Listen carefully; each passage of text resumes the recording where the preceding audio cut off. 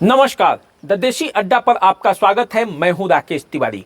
देखिए, बिहार की राजधानी पटना को तेजस्वी यादव ने अपने कार्यकर्ताओं से आज पाट दिया। मौका था जन विश्वास यात्रा के बाद संयुक्त मोर्चा का बड़ा रैली का, और इस रैली में तेजस्वी यादव ने जिसे जिसे निमंत्रण दिया वे पहुंचे थे। कांग्रेस के अध्यक्ष मल्लिकार्जुन खड़गे, राहुल गांधी, सीताराम येचुरी, अखिलेश यादव, लालू प्रसाद यादव सहित तमाम वे नेता पहुंचे थे जो मोदी के विरोध में खड़े हैं। और ऐसा लगा कि नीतीश कुमार के जाने के बाद पहली बार विपक्ष गोलबंद हुआ और पटना के ऐतिहासिक गांधी मैदान, जो कभी 77 के आंदोलन में जेपी के नेतृत्व में जो आंदोलन उठा था उसका गवाह बना था, आज फिर पटना के ऐतिहासिक गांधी मैदान राजद, वाम दल और विपक्ष के कार्यकर्ताओं, नेताओं और आम जनता से खचाखच भरा था। और जब भीड़ इतनी थी तो नेता गजब के उत्साह में थे। लालू यादव भी जमकर बोले, तेजस्वी यादव ने भी जमकर निशाना साधा, बिहार के लिए अपना मॉडल सुझाया। तेजस्वी के नेता भी उनके बारे में गुणगान किया और राहुल गांधी मोहब्बत के दुकान लेकर पटना में पहुंचे थे। तो हुआ जो, पटना में आज पूरा दिन गहमा गहमी के बीच, राजनीतिक उथल पुथल के बीच, राजनीतिक बातचीत के बीच और राजनीतिक आंदोलनों के चर्चा के बीच आज पूरा पटना गर्म रहा।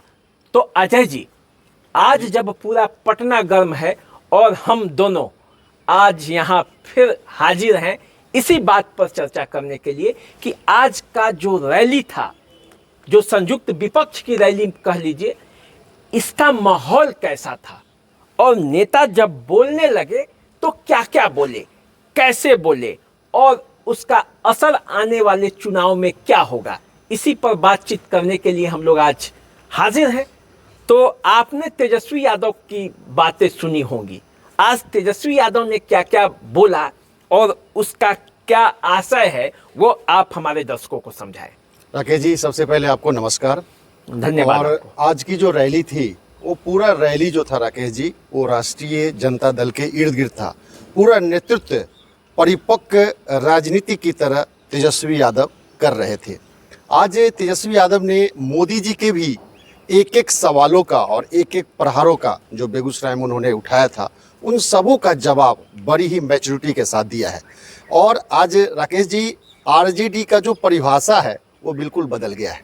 आरजेडी जो राष्ट्रीय जनता दल के नाम से जाना जाती है, उसको आज तेजस्वी यादव ने, आर का मतलब राइट, मतलब गरीबों का अधिकार, और जे का मतलब जॉब, नौकरी से, और डी का मतलब डेवलपमेंट से दिया है। अजय जी, तेजस्वी यादव आजकल लग रहा है कि जैसे नए नए समीकरणों का उत्पत्ति कर रहे हैं। जैसे माई समीकरण के जगह बाप समीकरण लाया, और उसी तरह राष्ट्रीय जनता दल का एक नया नाम भी जनता के बीच में पेश किया है। तो इससे लग रहा है कि तेजस्वी यादव जो है वो राजद के छवि को अलग दिशा में ले जा रहे हैं। बिल्कुल, जो राजद की छवि थी, जो 15 सालों का छवि, और जिसको बार बार जंगल राज के रूप में बताया जा रहा है, खासकर एनडीए के द्वारा और नीतीश कुमार जी के द्वारा, तो उस छवि को बिल्कुल खत्म करने में तेजस्वी यादव लगे हैं।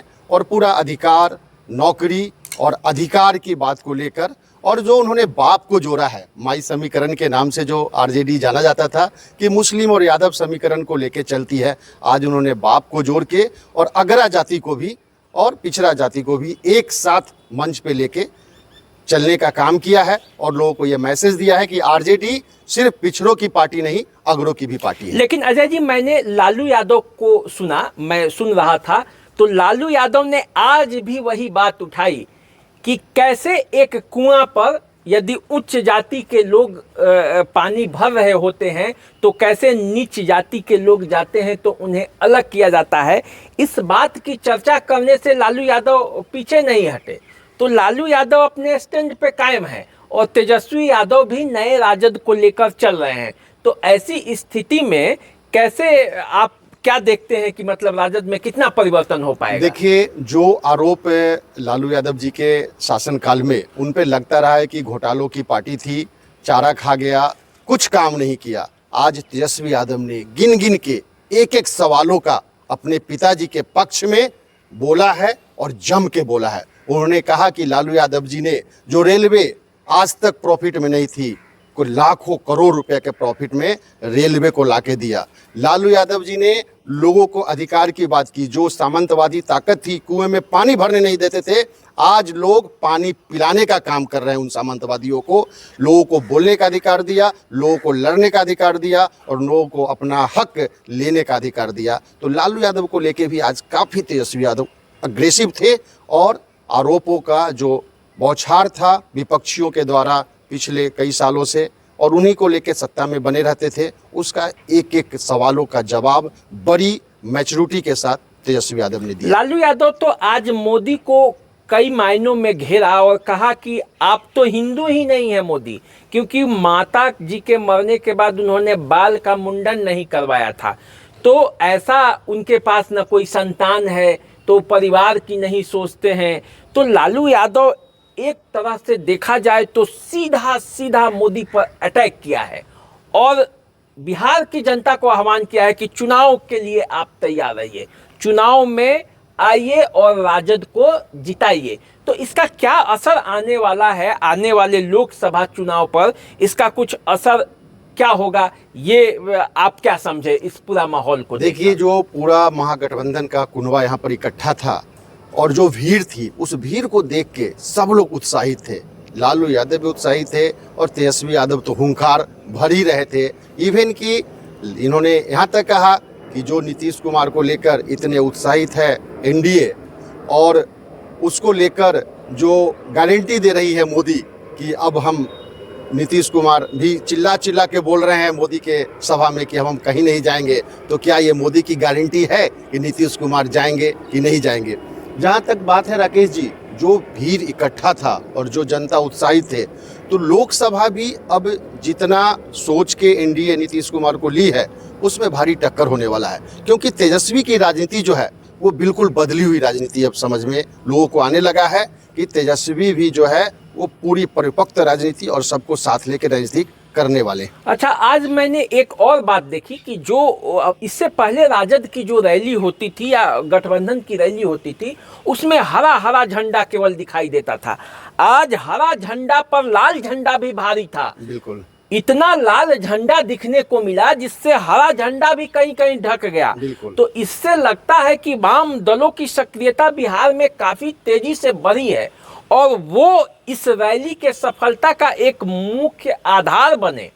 और जिस तरह से जो विपक्ष, संयुक्त विपक्ष है, उसके नेता तेजस्वी को लेकर प्रोजेक्ट किए कि नौकरी देने वाला ये नौजवान है, जब ये मुख्यमंत्री बन जाएगा तो नौकरी की बहार आ जाएगी। 17 साल बनाम 17 महीने भी गिनाए गए, नौकरियों के बारे में बताई गई, ऐसा बताया गया। जो आगे का फॉर्मूला क्या होगा तेजस्वी यादव का, ये भी बात बताया गया। नीतीश कुमार पर भी खूब कटाक्ष हुए। देखिए राकेश जी, एक चीज और भी चर्चा हुई कि जब तेजस्वी यादव विपक्ष में थे और उन्होंने कहा था कि सरकार रोजगार नहीं दे रही थी, तो यही नीतीश कुमार ने कहा कि पैसा का तुम्हारा बाप देगा, उसकी भी चर्चा हुई। और 17 महीना में इन्होंने कहा कि जो 17 साल में नौकरियां नहीं मिली, 17 महीने में 5 लाख से ज्यादा नौकरी दे के दिखाया गया।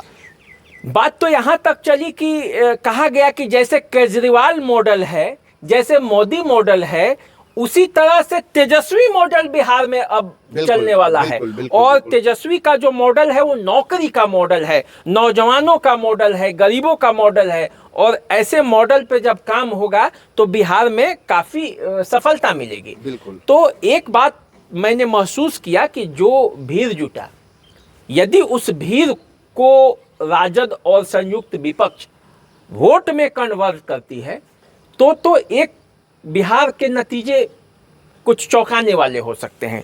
क्योंकि नीतीश कुमार के आने से जितना फायदा बीजेपी सोच रही थी उतना होगा कि नहीं, ये तो अब चुनाव की घोषणा होगी और क्या समीकरण उस समय बनता है तब पता चलेगा। लेकिन फिलहाल अभी जो बिहार का माहौल इस रैली के बाद बना है, या जो जन विश्वास यात्रा के दौरान तेजस्वी यादव ने बिहार के गांव-गांव में घूमकर, मतलब हर डिस्ट्रिक्ट में जाकर जो दिखाया है, उससे ऐसा लगता है कि जैसे तेजस्वी यादव ने बिहार में जो 1 महीने का मेहनत है सरकार जाने के बाद, उसका असर दिख रहा है जी। और जो राजद कार्यकर्ता बुझे बुझे थे उनमें नई ऊर्जा आई है।